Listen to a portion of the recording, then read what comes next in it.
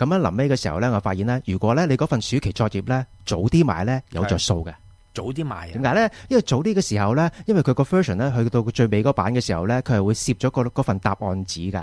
哦，係。但係如果你遲啲買嘅時候咧，因為嗰啲即係可能個書商或者即係可能學校同佢通知咗點樣咧，佢臨尾嗰啲嘅時候，你開始買嘅時候，佢會搣走晒入邊後邊嗰啲答案紙㗎。係啊，所以如果你知道邊一份係老師將會俾你做嘅嗰份暑期作業咧，你早啲買，咁啊你就會攞嗰份答案紙嗰份天書㗎啦，咁啊犀利喎嗰個。係啦，譬如 Edmonton 嗰啲即係居民，佢點樣過聖誕咧？我都好有興趣喎。因為點解咧？嗱，譬如 Edmonton 俾我嘅印象好凍㗎嘛。係嘛？係啊。咁應該條街冇乜人嘅咧，照道理係嘛？條街就係得雪嘅啫，係啦，所以最大嘅節目咧就係鏟雪啦。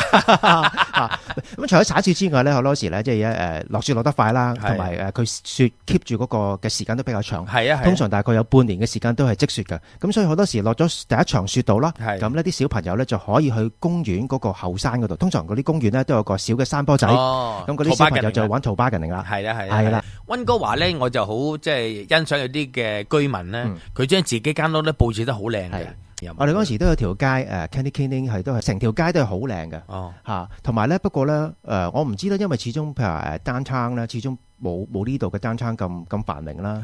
我見過咧有一棟嘅即係商業嘅大廈啦，佢嗰個燈飾咧每年都係一樣嘅。係啊，係佢只不過佢唔拆咗啦，佢唔拆落嚟啫。每年咧去到聖誕就開翻嗰款嘅燈飾，係啦。咁啊講開咧，聖誕節咧有一個嘅活動咧就必備嘅，就係交換禮物啦。係交換禮物啦。咁啊，你交換禮物咧，即係有啲咩玩法嘅咧？如果你哋啲朋友交換禮物，有幾種玩法嘅。第一種玩法咧就係譬如話我買俾你嘅，但係你唔知嘅，咁我就會預備一份禮物係專係 for 你嘅。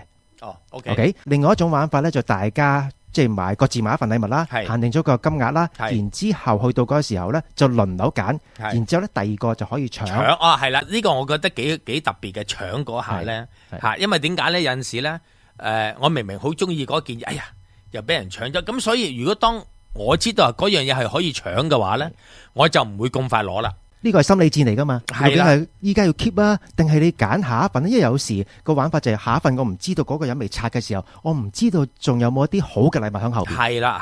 但係當然譬如你見到台上面嗰啲係禮物係比較沮喪啲嘅，咁你梗係 pass 咗佢先啦，係咪？咁啊講開沮喪禮物，你試過收一份？有冇試過收嗰份最沮喪？最沮喪啊！最沮喪嗰時就我哋中學同學嗰時專登去玩噶啦。有人將包麵粉走嚟包送禮物，麵粉大佬真係俾人丙嘅真係。我嗰陣時又係初中，又係呢啲咁嘅交換禮物，哇！我真係估佢唔到啊！你知唔知佢買咗咩啊？買咩？買咗包10公斤嘅米。喂，咁大包一定睇到噶咯？係睇到，但係喂。